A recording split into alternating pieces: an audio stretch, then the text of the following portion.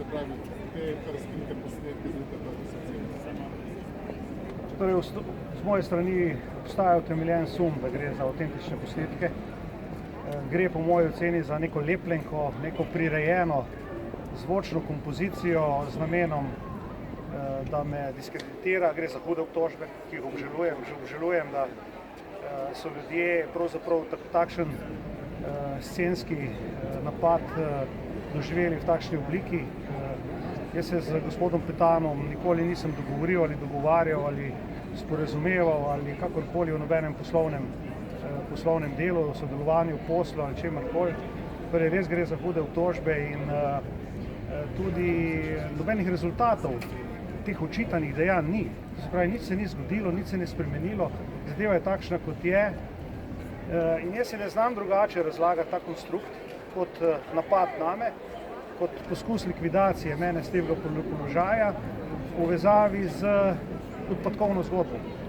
Doslej je še vedno odpadkovna mafija likvidirala ministre, ki so bili na položaju, ko so predlagali nekaj, kar jim poslovno ne ustreza.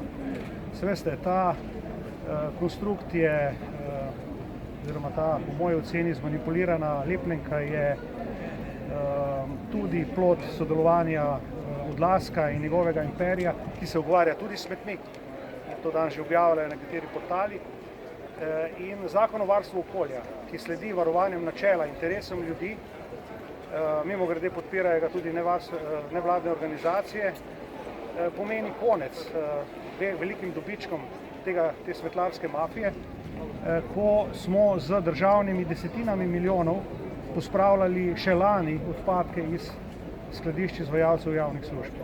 Torej, jaz mislim, da gre za, ne znam si drugače razlagati, kako bi sicer objavljali 14 let star posnetek, ali pa bi rekel lepljenko nekih izjav,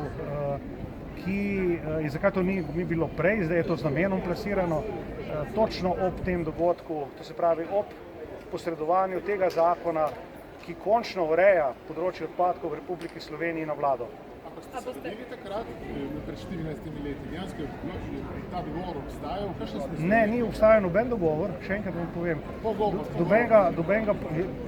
Nobenega tovrstnega pogovora v tem smislu, gre za v tem primeru, te objave, se je že bila sicer neka lepljenka, izjav verjetno v različnih okoljih, v različnih momentih in jaz sumim v avtentičnost tega posnetka. Pa boste zaradi tega vstopili?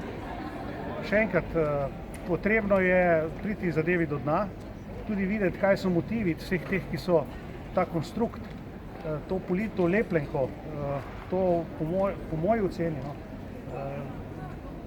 zmanipulirano zvočno kuliso postavili v ospredje in se vam čisto vest, kajti nikoli se z gospodom Petanom, ne z nikomer drugim, nisem o takšnih stvareh dogovarjal ali karkoli dogovoril in še enkrat, nobenih posledic. Pa poglejte, not so tudi velike neumnosti, naprimer v tem konstruktu. Naprimer to, da sem nekomu svetoval, kako ubiti plačilo 30 milijonov davka.